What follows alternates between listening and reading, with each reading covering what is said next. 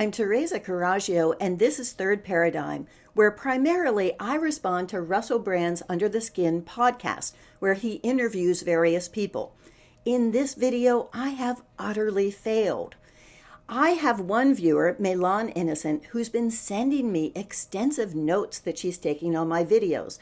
And it is such a delight to hear my words reflected back and realize that someone's getting them at that deep level.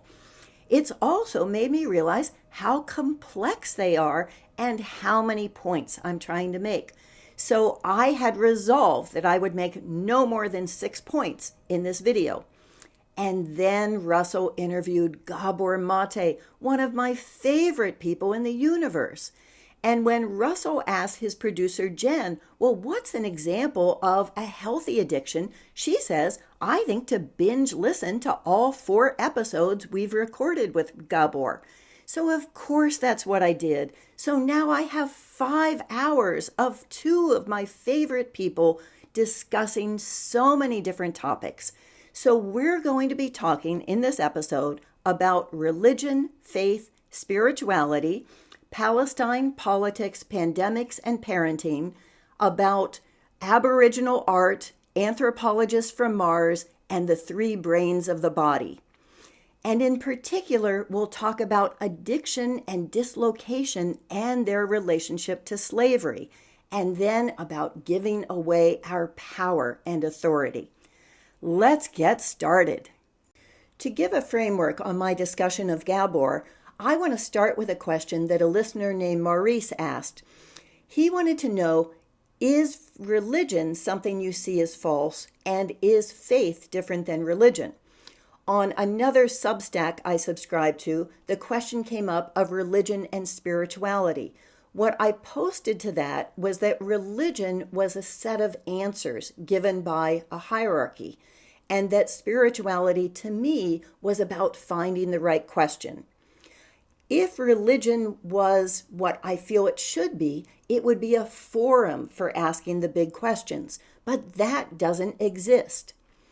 In another episode, I talk about my parents and how they were very humble people, but they gave over their own authority to the Catholic Church, and that gave an avenue for them to be manipulated because they didn't think it was right to think for themselves. They felt that they needed to identify, to give over their own identity, their own authorship of themselves to someone else. So that kind of hierarchy where we feel that we are only special and we're only worthy if we identify with a group that excludes others, I think that's a very dangerous thing. If I were to look at faith in that kind of God, that God would be a projection of the ego. But if I look at the true, my feeling of what faith is, it's faith in your fellow human beings. It's faith in each other. I've never found a way to criticize a child without the parent taking offense. So if that's not possible here, how can we be so critical of other people as the children of God and think that that's not an insult to God? So if we want to have an inclusive sense of our identity and our grandeur, rather than the grandiosity, as Russell describes it with the deadly sins, of just having an exclusive group, then I think we need to be looking at our faith as a collective and the kind of God that is not exclusive, and a focus on asking and finding the right questions. I have been giving some thought to what I call the second greatest force in the universe, which I think is a person who changes their mind, particularly in an area with which they identify, where they have given over their own identity. I see Gabor as doing this twice in his life. Once as an academic and doctor, when he recognizes that his patients are really no different than him, even though they're addicts.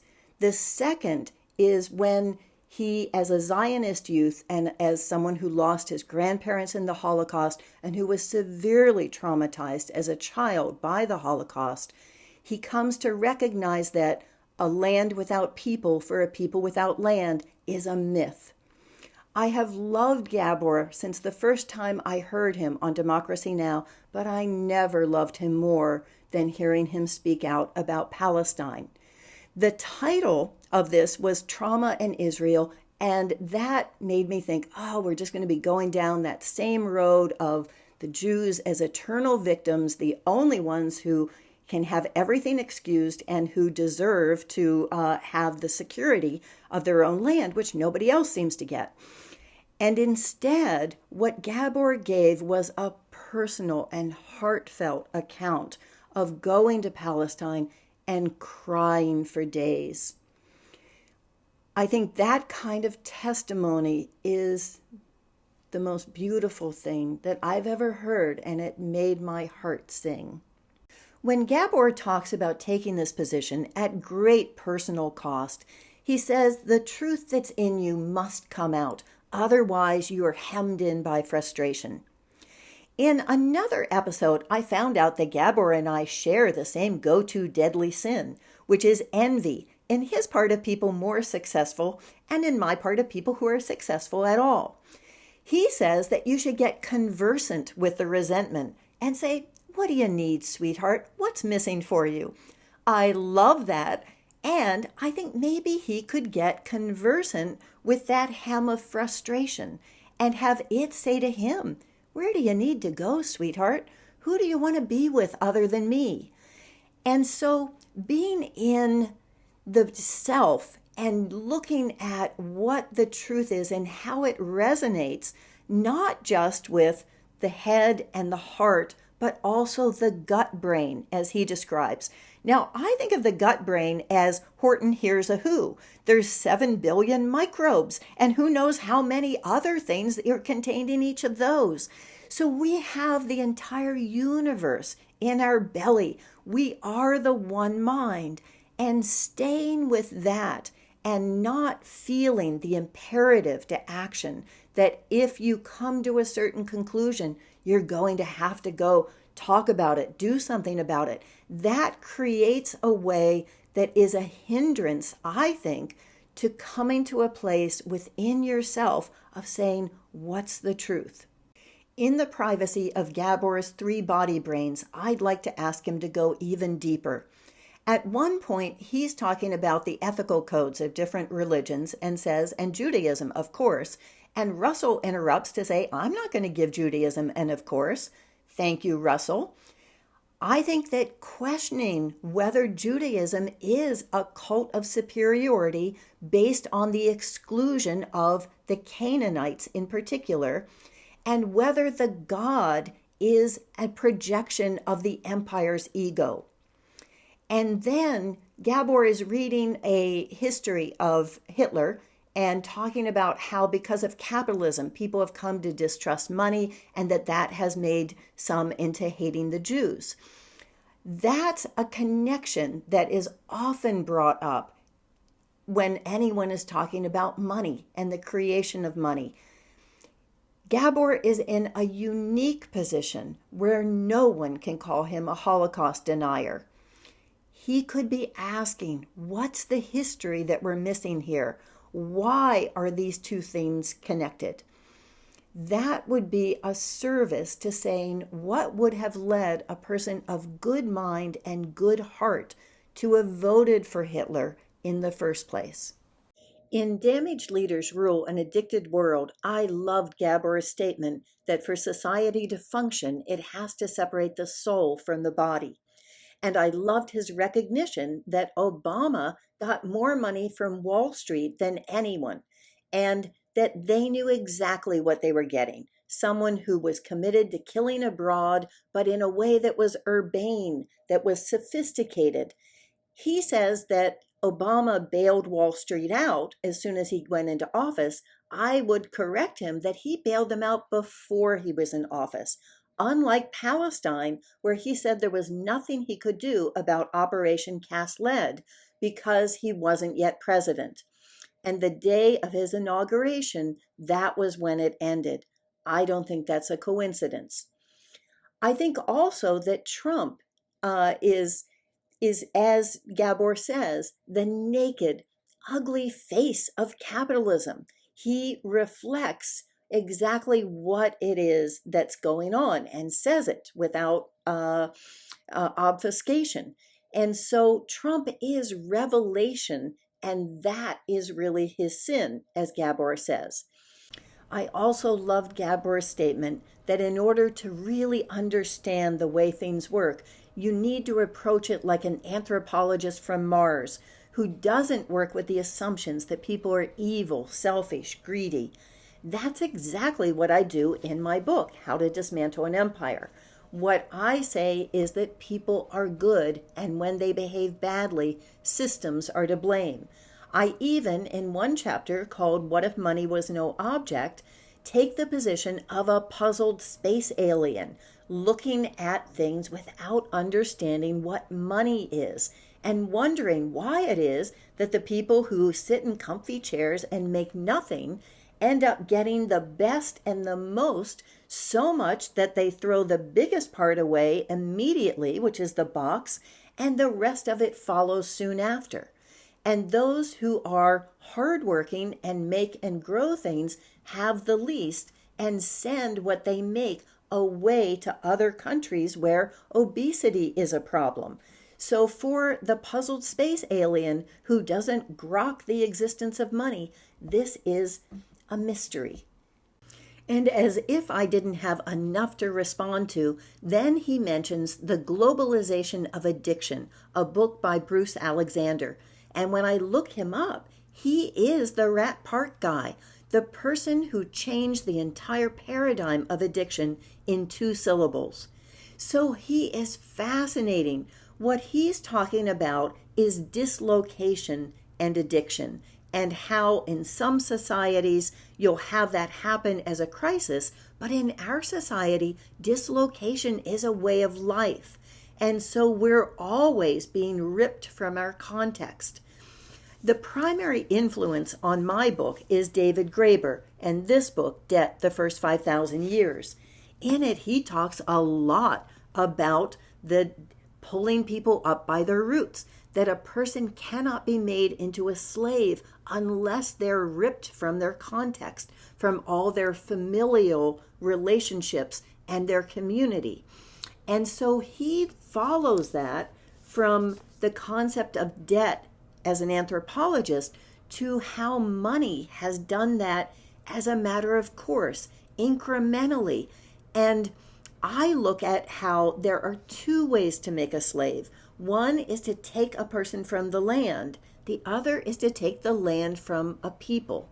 And so that enables us to be able to live by renting slaves by the hour rather than the inconvenience of needing to buy them by the life.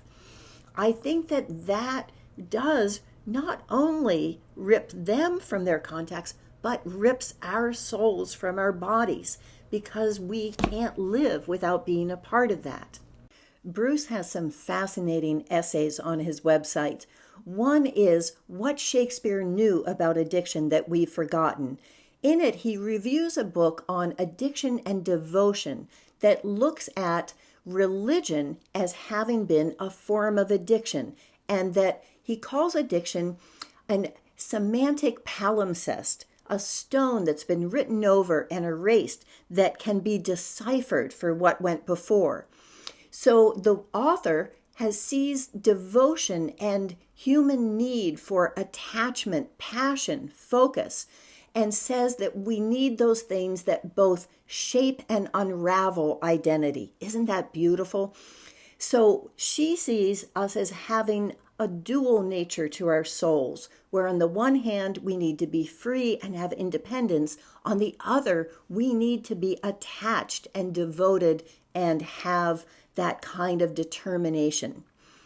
In another essay, he gives a talk where he says he's in a second existential crisis. He has been diagnosed with cancer, and he's not afraid of death, but He doesn't want this world to be the one that is left to his grandchildren. And so he sees epochal social change as the only thing that is going to restore us to psychological health. And at the same time, he critiques Jordan Peterson for, I think, the same reason that I did, where Jordan says that in order to criticize society, first you have to put your own house in perfect order, and that is an impossible task, and that we can't really live ethical lives until we've made society something where that's possible for everyone. I couldn't agree more.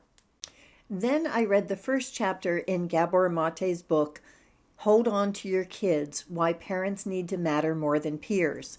It would take me an entire book to say all the things that I agree with on this.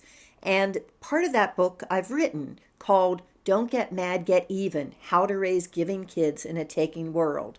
This is the story of my last 20 years running interference between my kids and their friends and making sure that I kept our family culture as something that was in the forefront.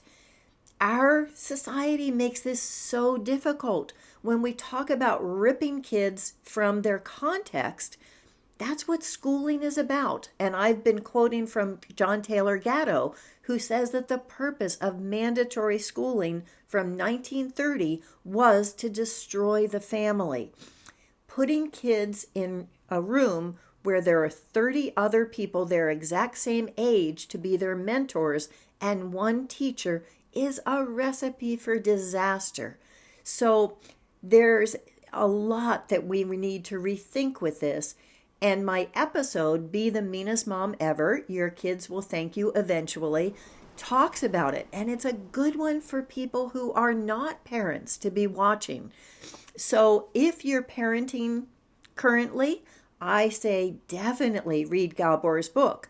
But don't stress about it. Your kids are your kids for a reason. And it's all of us who are going to figure our way out of this. So what you're doing is perfectly good. And the last episode I want to respond to is pandemics and infodemics. This was recorded in March of 2020 when Russell is stuck in Australia with his family and saying tours will be postponed until society can be reordered. He's talking about how long could this last? 3 months, 6 months, 9 months, forever? And thinking that eventually people will start living more in harmony with nature. He's feeling guilty about making decisions about what's the best thing that he should be doing for his family. Now, Gabor is saying, if you're the one making those decisions, you live in a very different marriage than I do. And he's quoting the Buddhists who say, relax, everything is out of control. So I remember March of 2020 vividly because it's the first time in my life I have ever had panic attacks. And this was alarming because my brain is my safe space. So having it turn on me like that was really disturbing. I think that the hints of what was to come were already there, but we were so naive. It's nostalgic to hear Russell and Gabor speaking as if there's no thought that they may not be able to say what they think. But Russell is quoting the WHO saying we need to handle the infodemic, and the Lancet magazine saying this isn't just an epidemic, but an infodemic. What did they mean by that? So before there was even any thought of the information, they were already managing the narrative. So at some point, Russell talks about how the aboriginal artwork in his hotel, how there's all these energies, vibrating energy fields, and that he feels like that's the reality. And that was also, I think, what helped me at that time, was I knew that this was going to be working for the good of all of us, but it just felt like things were spinning out of control and the ground under me was moving so fast. So in Aboriginal art, I am so fond of it, and I have a book called Aboriginality, and my daughter Veronica and I reproduced this one of their paintings on a plate, and I will someday, when the weather is nicer, show you my coping cabana where I've reproduced another one on the walls. That's a fancy name for a storage shed. I find the relationship between Gabor and his wife to be charming. He says that she's allergic to romance, that whenever he starts looking at her in a certain way, she wants none of it. She doesn't want to be on a pedestal. She feels like that's him creating some fantasy, some projection that eventually she will pay for. And she wants him to see her, for who she really is. And at some point at the ending, Russell says, "So I think you're a bodhisattva." And Gabor says, "Ask my wife if I'm a bodhisattva." And Russell says, "She says you're a pain in the ass." At some point, Russell says, "I feel like we're on the periphery of a great awakening, and what we need is an Epiphany Jumpstart." So I want to say what I think is the most powerful force in the universe, which is two people who are asking the same question, without ego, without competition. That is the question that is a quest. As my viewer Milan says, a quest into unlearning. That's what I see Russell and Gabor doing. They are joined in the question. And that is going to save us centuries in the Great Awakening. And if you want to continue on this quest of unlearning with me, here's another one that I mentioned in this video, and here's a playlist along the same lines.